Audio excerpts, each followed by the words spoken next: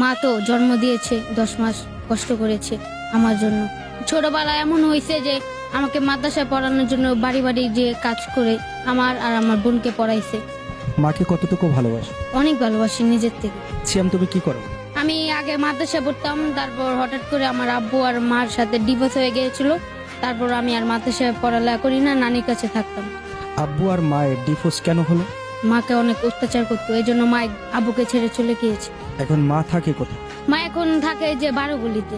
তুমি কি মায়ের সাথেই থাকো? না, আমি আব্বুর সাথে থাকি। বাবা কি বিয়ে করেছে?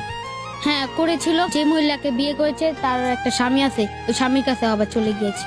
বাবাকে কি প্রশ্ন করেছো কখনো যে আমার মাকে কেন ছেড়ে দিলা? করেছিলাম, কিন্তু কি কয় তোর মা বিদেশ করে আমাকে ছেড়ে চলে গিয়েছে, এইসব বলেছে। মাকে কতটুকু ভালোবাসো? অনেক ভালোবাসি নিজের থেকে। মা তো জন্ম দিয়েছে, 10 মাস কষ্ট করেছে আমার জন্য। মায়ের সবচেয়ে কোন ভালোবাসাটা তোমার বেশি মনে পড়ে? মা ছোটবেলা কত কিছু করতো আমার জন্য। ছোটবেলা এমন হয়েছে যে আমাকে মাদ্রাসায় পড়ানোর জন্য বাড়ি বাড়ি যে কাজ করে আমার আর আমার বোনকে পড়াইছে। পড়াশোনাটা যে করতে পারলা না কার জন্য? আম্মুর জন্য করতে পারলাম না। তোমার পড়াশোনা বন্ধ হয়ে যাওয়ার মূল কারণ কে, তোমার বাবা না মা? মা। ডিভোর্সটা কে দিয়েছে? মা দিয়েছে।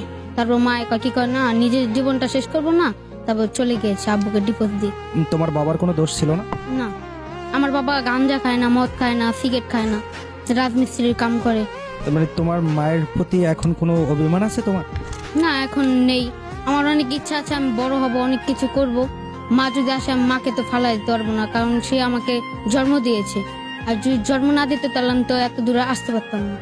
মার জন্য কি করার ইচ্ছা? আমার একটা ইচ্ছা আছে যে বাবা মা থাকবে আমার সাথে, তাদের একটা ঘর করব, বাড়ি করব, সবাই মিলে একসাথে থাকবো। মাকে বোঝানো যায় না যে মা আবারও ফিরে আসো? বুঝেছিলাম, কিন্তু মা আসবো না। কি কথার বাপে দেখলি না আমাকে কত জ্বালাতন করছে, কয় আমি আর ওর কাছে যাব না। বাবাকে কি বলেছো যে বাবা এখন ভালো হয়ে যাও, মাকে জ্বালাতন করো না? হ্যাঁ, বাবাকে বলছিলাম, বাবা আনতে গেছে, মা আসে না, বলছে যা তোর ভাত খাবো না। মা যদি এই না চলে যদি না গেতো তাহলে এখন আমি পড়ালেখাটাও করতে পারতাম। মা আব্বু একটা সুযোগ দিত, আব্বু অনেক বুঝাইছিল মাকে, কিন্তু মা আর আসেনি। মাকে তো বাবা অত্যাচার করতো, সেই জন্যই তো চলে গেছে, তাহলে মায়ের কেন অন্যায় হবে? অত্যাচার করছে, চলে আঙ্গ মুখে একটু টাকাও তো আসতে পারতো। মা এত নির্যাতন কেন সহ্য করবে ছেলেদের জন্য?